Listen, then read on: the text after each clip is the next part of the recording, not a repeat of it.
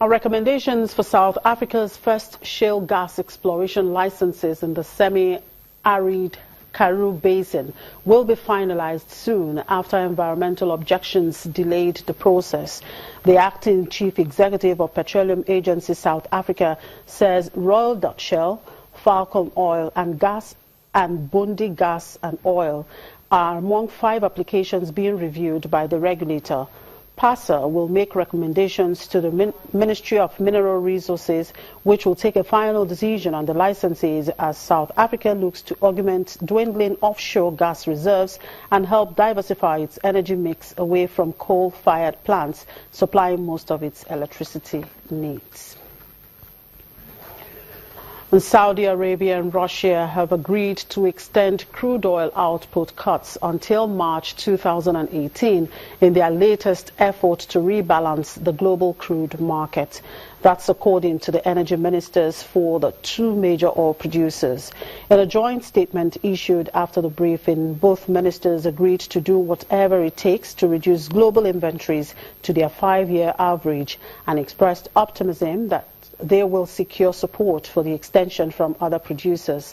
Under the current agreement, the Organization of the Petroleum Exporting Countries, of which Saudi Arabia is the de facto leader, and other producers, including Russia, pledged to cut output by almost 1.8 million barrels per day during the first half of the year. We've come to the conclusion that the agreement needs to be extended. We will not reach the desired inventory level by end of June, and therefore we also came to the conclusion that ending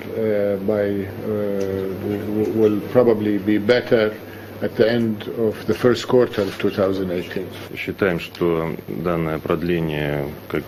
We believe that the extension, at least until the 1st of April next year, will significantly aid us all in efforts to stabilize the market.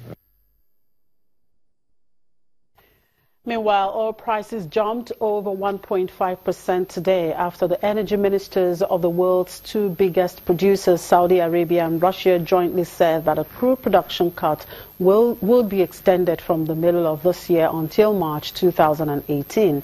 Brent crude was at $51.65 per barrel in early trade, up 81 cents from its last close to levels last seen in early May. U.S. West Texas Intermediate crude was at $48.62 per barrel, up 78 cents.